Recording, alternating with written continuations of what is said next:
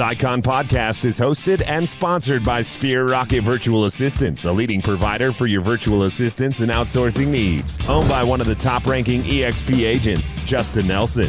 Sphere Rocket VA provides a one-stop virtual staffing solution for business owners, and we specialize in helping business owners grow their business by leveraging through virtual assistants. Trusted by the top names in the real estate industry like Kyle Whistle, Andrew Franklin, John Kitchens, and many more. Get ready to up your success and we'll help you achieve your business goals. Book your free consultation at sphererocketva.com and find out how we can make your life easier. What's up? Welcome back to another episode of the Icon Podcast. I am your host, Gianna, and today I've had the opportunity of talking to Shanne like 30 minutes before we even started this podcast, but we are talking to Shanne today. Super excited to get to hear your story as far as real estate goes, and thank you for your time. Thanks for having me, Gianna. Yeah, I'm excited to be here, all the way from California. Awesome.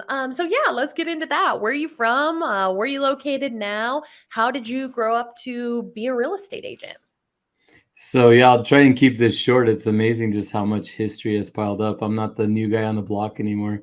But I was born and raised here in Santa Cruz County, which is on the coast here in central to Northern California.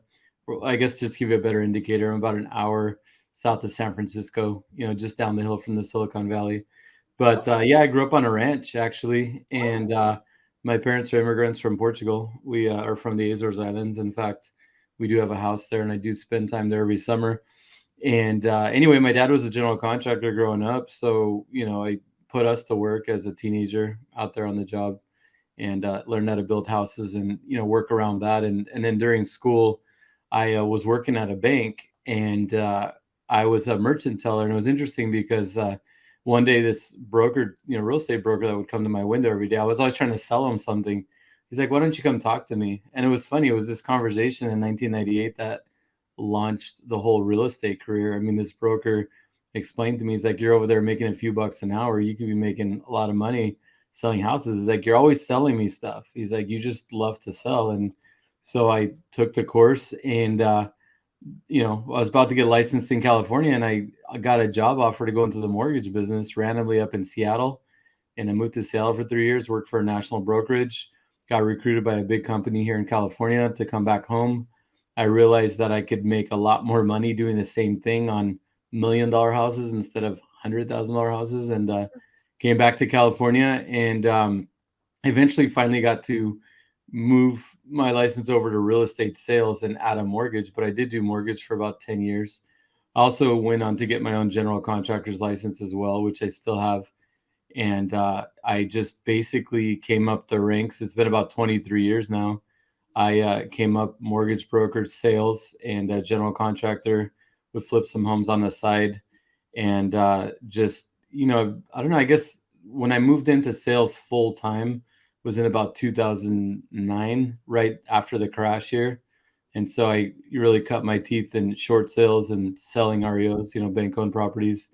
And then, as I moved up the ladder and as that market changed, I, because of my full service and my ability to take a property from, getting people out, doing all the rehab and everything else. I mean, I was full service. I caught the attention of some of these big Silicon Valley companies and started doing a lot of corporate relocation. They love the fact that, these guys would be going like up to Microsoft in Washington, or, they'd be moving, to like GM, like back east, or, Facebook. I'd got, people going to Florida. Like, just, it was interesting. They knew that they could basically leave me the keys, approve some bids, and I would basically take the property, completely remodel it, stage it, and sell it. And so, I got a lot of experience doing all that early in my career. And then as the market came back, I always wanted to sell luxury homes and beach houses. And I kind of worked my way into the higher price points and, selling a lot of these, beachfront properties or, nicer properties. And then I took that whole full service thing that I offer, and it gave me a lot of success in becoming a, strong listing agent, and also building a really strong referral and repeat business. And so basically I started here. I was gone for about 3 years, came back, and I've built a career now where I own multiple businesses. But I don't want to get carried away with the intro, so I'll pass it back to you. No, you're good. We love hearing that kind of background, and that's why it's a question, Shane. So, and don't feel bad about talking. It's literally a podcast. That's what we're doing. But my next question is going to be, how'd you get introduced to EXP? Right. So, of course, it wasn't your first brokerage or first gig in real estate. So, who introduced the idea of EXP to you, and how did that transition go? Yeah, it's interesting because I've constantly been recruited over the years because I guess, I've always been a hard worker and I've always found myself being a top producer, just, like quietly just putting in the work, and it's just like it gets people's attention, especially when you're like action, not talking, because there's all these people out there always talking about being top producers, this and that. But I was constantly being recruited and I had been spoken to about EXP before, but it seemed like such a joke to me initially.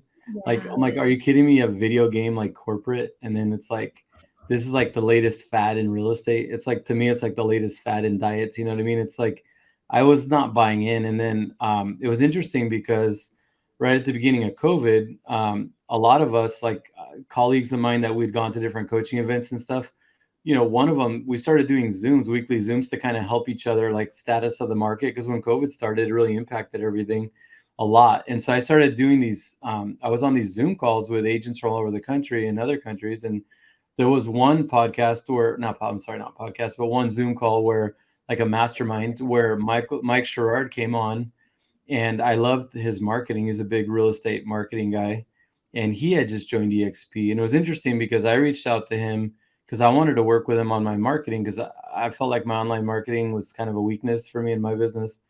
And anyway, him and his sponsor, Connor Steinbrook, they ended up talking to me and saying, hey, it's COVID. We're cloud-based. Your company's not letting you use your office. And I mean, if for those that don't know, Mike Sherrard is the top, agent in EXP. He's recruited almost 300 frontline agents. And so I'm one of the original agents in his group. And I'm thankful that I made the switch. I mean, I couldn't have come into a better circle.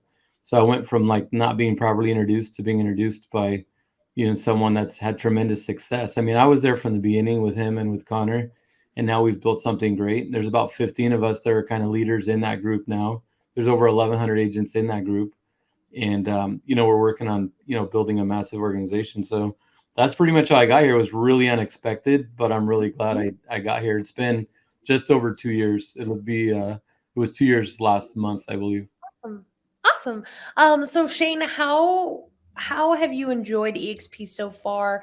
What's been your favorite part of it? So it's got stock options, collaboration, rev share. So what's your why? Why do you stay at EXP? What have you fallen in love with about it? It's interesting because initially I couldn't really, because of the restrictions on being in like office buildings or working because of COVID and stuff, you're not really allowed to be in buildings working. And so initially it was like, I need to keep working. It doesn't make sense to be paying money to brokers when you can't use the office. We had support staff that had never worked remote before, trying to work from home with the kids home from school and everything else. And it was just not efficient. And it's like, finally EXP made a lot of sense because like these guys work like remote like every day. So it's like, I'm not good at being paused or stopped or slow. Like I want to keep going. And I was like, these guys are rolling. In fact, at that point, they had cut back staff because they were anticipating this to slow down. I mean, EXP was kind of like, okay, we're cloud-based and stuff, but this is an interesting thing going on in this market.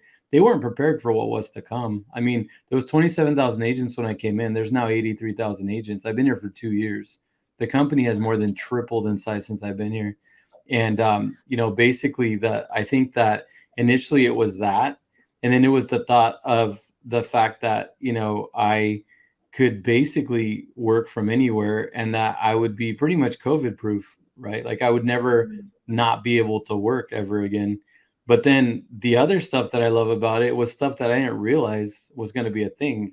Like, I mean, the equity share, like I give up 5% of every commission to buy stock at a 10% discount. I mean, I came in, stock was like around $8-9 a share, shot up all the way up to 120 at one point. Like it was like after my first year at EXP, not only was I 100%, but at the end of my first 12 months, I had over $150,000 in stock. I'm just like, I went from paying a brokerage and not having stock to, I mean, it was about $250,000 swing. And for people like me, I mean, that are small businesses, that's a good chunk of change. So, I mean, that kind of woke me up. I didn't expect that.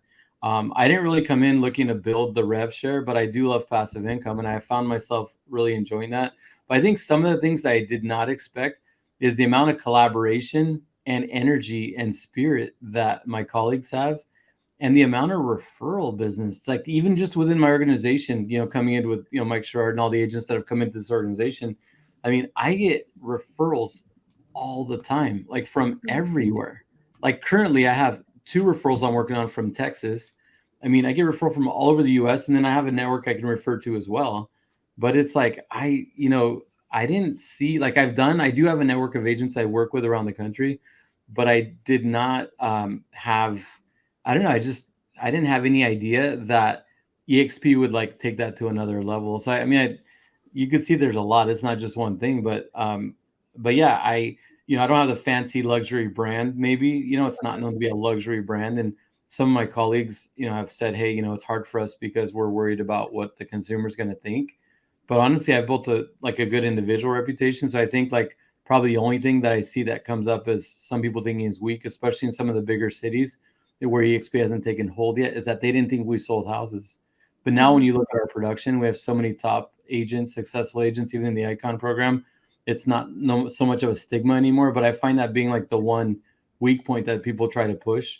But that's when I tell you, you really got to be your individual brand, and you really have to stand behind your brand. But realize that people are working with you for you and not for your brand. And honestly, that was the only thing that I think people used to scare me into not making the move. But I came here, my business has gotten better, and I've sold more houses. That was never a thing for me. And that was the one thing that I actually kind of feared for a minute. I was like, I don't want people not to list their beach houses with me because I have this logo, So Right. It hasn't been a thing. Right. And then that damn logo, right? So Shanne, what does your work-life balance look like? Before we dive into all things production, how do you take care of Shanne and draw that line between work and play and make sure you're not on burnout mode? Yeah, well, I'm human, so burnout mode does happen. So when I'm really, because like I said, I'm human, so there's times when I kind of get away from the program at times for a short stint. I've been very committed the last 6-7 months. I've been really committed again. During COVID, I did find myself just kind of in a weird space. I think a lot of us did, but I'm really big on mornings. Some people say I'm not a morning person, or that's lame, but I get up at 5:30, get in a good workout, just have some quiet time to myself in the morning. Because by 7 o'clock, those phones are lighting up. Things are rolling. And so I try to, at least until 8, I try to have my time in the morning to exercise, maybe get in some breakfast or some iced coffee, whatever, and just really just prepare for the day. And along those lines, I really try to stay within my time blocks and really try to be more proactive than reactive, more work on the business, not in the business. And so I have time blocks. In the mornings, I try to do meetings and stuff in the office. And then I try to leave afternoons open to go see properties or meet with clients or do things like that. And then I also try to stay involved in, being interactive with like community organizations, charities, etc.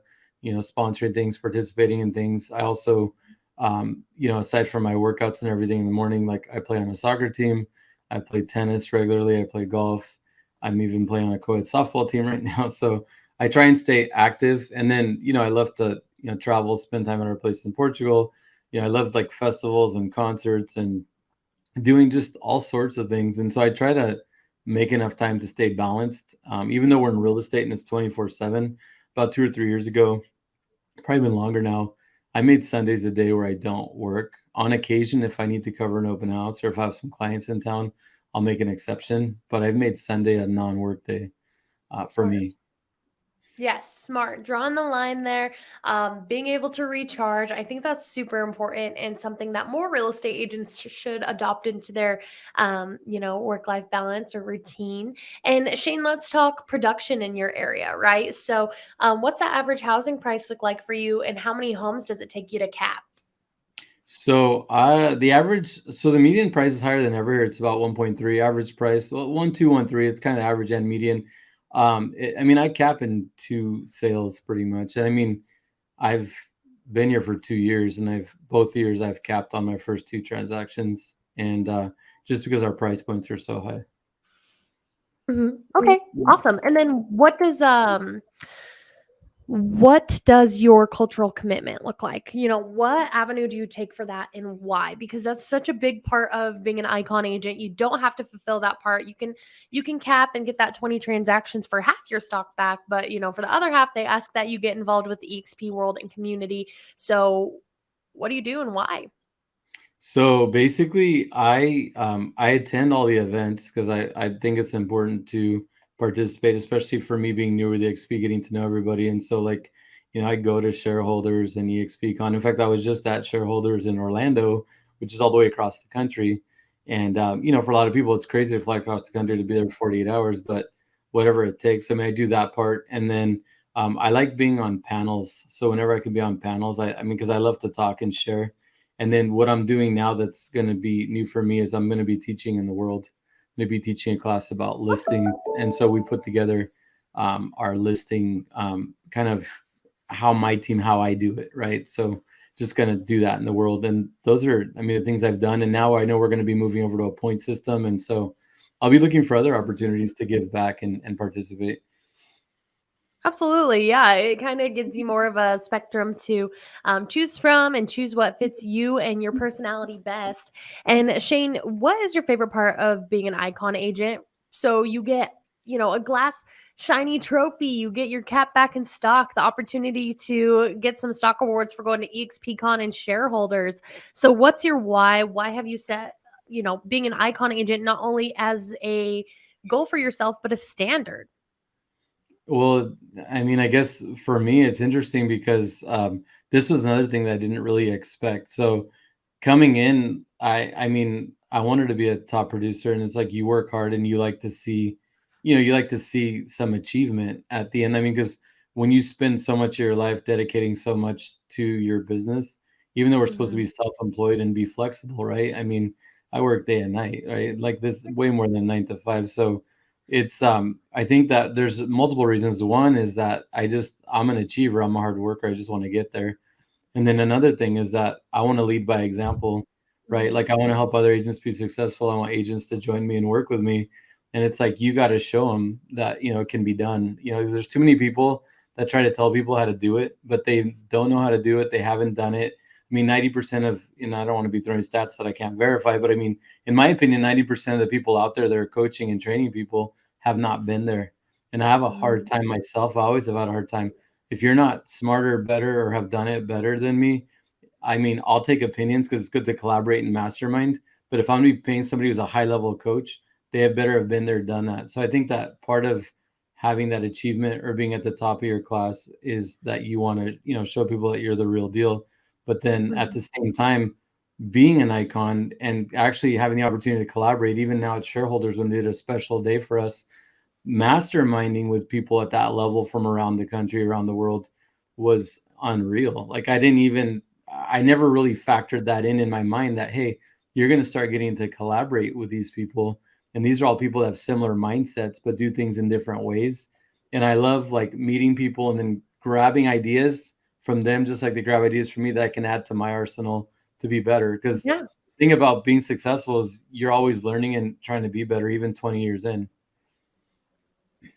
Absolutely, Shane. I love that. It is a continuous learning process. That's what real estate is. That's what a work life balance is. Is that you're always adapting and learning and continuing to follow the curve wherever it goes.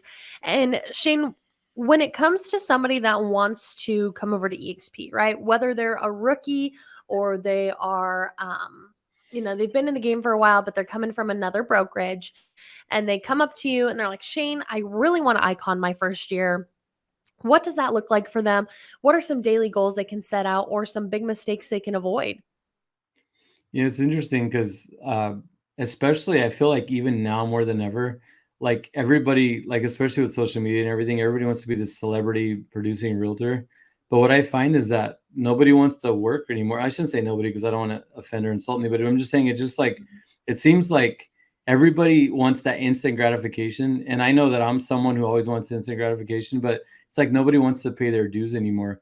I have this conversation all the time, even with new agents that do join me is make there's certain things that you should be doing, make your time blocks and be consistent, right? Like everybody gives up after spending a couple of days or doing a certain thing. Like for instance, one of my agents, I told him like start a geo farm, right? So it's like they sent out postcards like a month and they're sent the second month and I didn't get anything. I'm like, you just wasted money. Like you have to be consistent. Like if you're going to do your geo farm, your new geo farm, send them out every 2 weeks for the first 3 months and then send them out once a month. Make that autopilot, but commit to a financial amount that you can commit to so you can be consistent. And same with like contacting your sphere. Like I'm really big on my business is mainly referral and repeat. And I know it takes a while to build that, but I think that you need to nurture and work with your sphere from day one. Even if you haven't done anything yet, these are the people that you already have credibility with, and you can branch out from there. And so I think it's really important to really go after your sphere. Too many people are like, oh, I don't want to talk to my people. I'm embarrassed or I'm new or whatever. But I think that having that confidence and that commitment from day one, being consistent, putting in the time, and then that whole thought about, oh, real estate's flexible. I can wake up at 10 and then go into the office, and oh, Thursday broker tour, we can go drink beer on broker tour, and we can go to eat all the food at all these listings, and then we usually go to happy hour afterwards. And I mean, it's too easy to do the social side of real estate. Like it's like, no, like I hardly ever go on broker tour, but if I need to see something or if I have a listing on broker tour, fine. But like one of my sellers the other day was like, why isn't there more agents coming to my house? Don't you go to, I'm like, top producers are not out there messing around. We're working, and it doesn't matter if you're in the business 5 years, 10 years, 50, whatever. So if you're a new agent, you want to be an icon, you got to be willing to put in the work.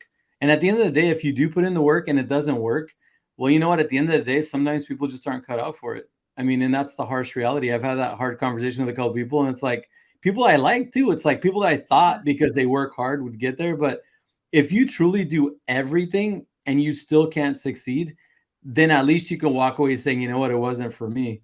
But if you want to be an icon and you're doing all this other stuff, forget it. I mean, you might get lucky and sell a $10 million house and get a real head start, right? Like it's just random luck or whatever, but luck is not consistency. And if you're in it for the long haul, it's going to catch up with you. You might get lucky, you might get away with it, or it's a hot market and you just need a heartbeat to sell something. But now you're going to see the times the market shifted. These are the times that veteran agents make a good living and people fall out. And so if you're not paying your dues from day one, you want to be an icon. These are the times that not only are you not going to be an icon, you might not be in real estate anymore. Excuse me, my brain needs oxygen. Honor. I think you're doing great. I'm not bored, Shane. I just I don't know what's happening. I either get hiccups or like a serious case of the yawns during these. It's just unfortunate luck for a podcast host. But anyway, I love the advice. I love the harsh reality, and I love the transparency that you shared there. Not everybody's cut out to be an icon. It is an elite status. The top 2% of the company, 2,400 agents out of 83,000, maybe 84 now, are icon agents, and that's it, because it is a hard status to obtain. And so my next question would be, Shane, were you ever skeptical of EXP when it was first introduced to you? Yeah, I like, when it was first introduced to me, I really thought I really thought it was a fad. And I thought it was, the whole corporate thing with the whole video land thing. Like I was like, you gotta be kidding me.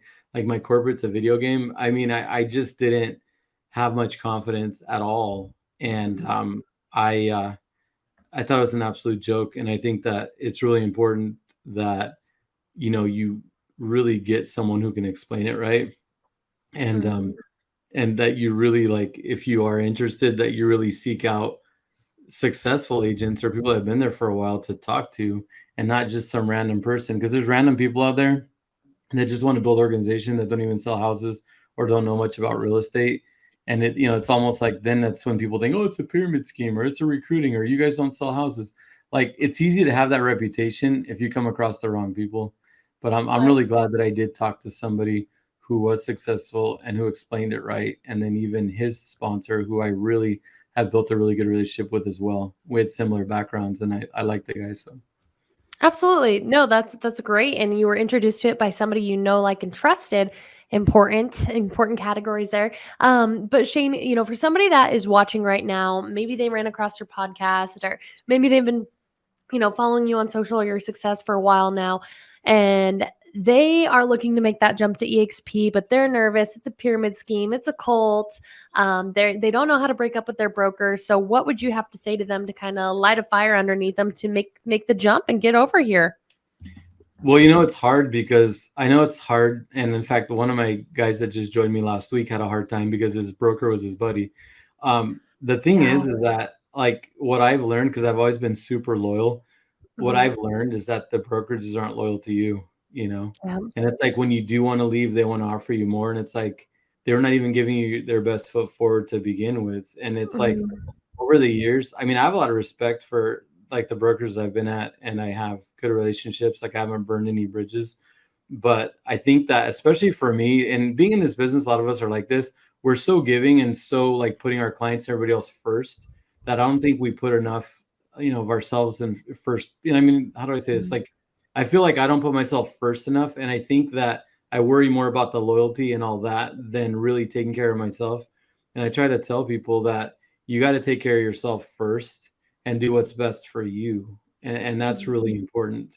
The breakup thing, I mean, nowadays it's easy. You can actually start the process and all get shifted and everything. And then you can have a talk. You should have a talk.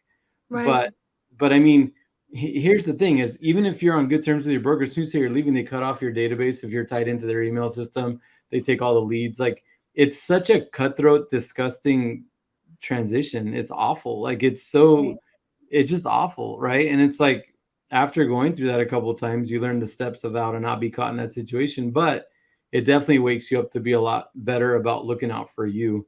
And so I think that it's just important to remember that this is what's best for you. And it's your decision on, no one else is going to pay your bills or really care. Right. And it's interesting. Once you do leave, then you see the true colors a lot of times. And I mean, I've kept it on good terms and I like my broker that I left, but it's like, there's people out there that they're super toxic. They hate each other. And that's when you really realize, like, why was I worried to begin with? It's pretty sad. No, absolutely. And you have to think about what's best for you and your family and your career. Right. And you go back and you ask your current broker how to get your cap back. Good luck, right? Where EXP has that option for you. Hey, here's the bar for that. Go for it. So that's awesome, Shanne. And you're going to be at EXP Con, right?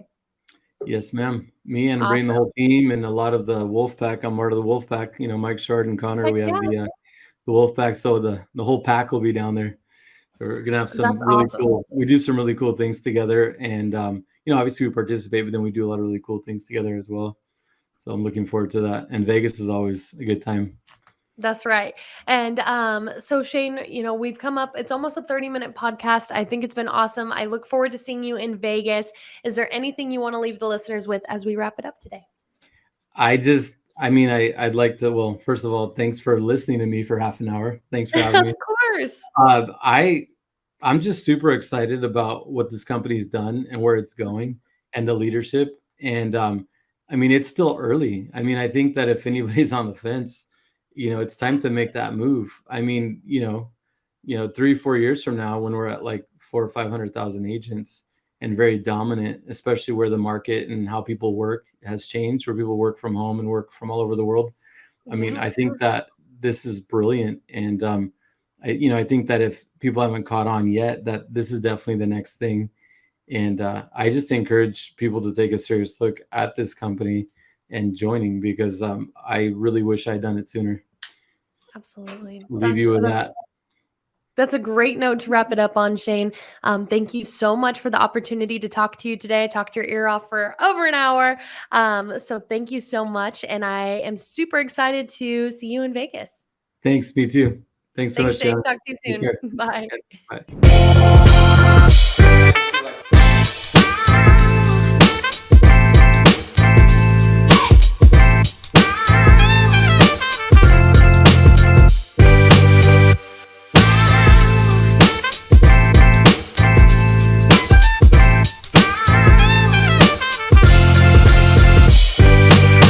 This Icon podcast is hosted and sponsored by Sphere Rocket Virtual Assistants, a leading provider for your virtual assistants and outsourcing needs. Owned by one of the top-ranking EXP agents, Justin Nelson. Spear Rocket VA provides a one-stop virtual staffing solution for business owners, and we specialize in helping business owners grow their business by leveraging through virtual assistants. Trusted by the top names in the real estate industry like Kyle Whistle, Andrew Franklin, John Kitchens, and many more. Get ready to up your success, and we'll help you achieve your business goals. Book your free consultation at SpearRocketVA.com and find out how we can make your life easier.